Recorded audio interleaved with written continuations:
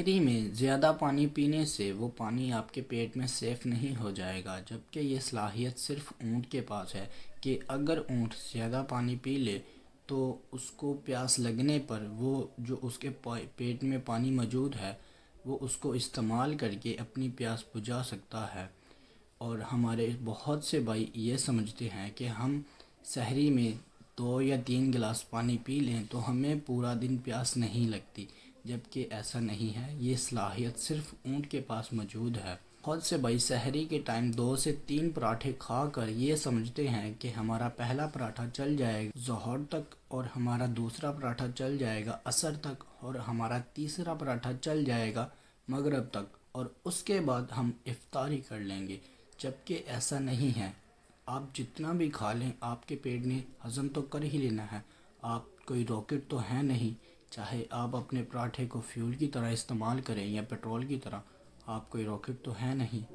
آپ جتنا بھی کھائیں آپ کے پیٹ نے تو ہضم کر ہی لینا ہے۔ پراٹھا ظہر تک چل جائے گا، ایک پراٹھا عصر تک چل جائے گا، اور ایک پراٹھا مغرب تک چل جائے گا، ایسا نہیں ہونے والا بھائی میرے۔ ایک اور بات، روزہ رکھنے کا مطلب یہ نہیں کہ آپ کھانا پینا چھوڑ دو۔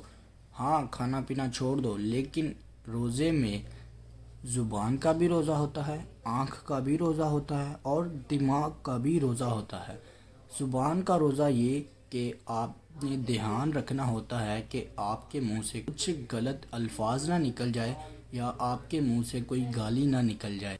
آنکھوں کا روزہ یہ کہ آپ نے دھیان رکھنا ہوتا ہے کہ آپ کوئی غلط چیزیں نہ دیکھنے لگ جائیں موبائل فون میں، یا کوئی بازاروں میں جا کر کسی کی ماؤں بہنوں کو نہ دیکھنے لگ جائے۔ اور دماغ کا روزہ یہ کہ آپ نے دھیان رکھنا ہوتا ہے کہ آپ کے دماغ میں کوئی غلط سوچ نہ آ جائے، یا آپ اپنے دماغ میں کوئی غلط کام نہ سوچنے لگ جاؤ۔ مزید اس طرح کی ویڈیوز دیکھنے کے لیے آپ میرے چینل کو سبسکرائب کر لیں تاکہ میری ہر آنے والی ویڈیو آپ لوگوں تک ضرور پہنچ سکے۔ شکریہ۔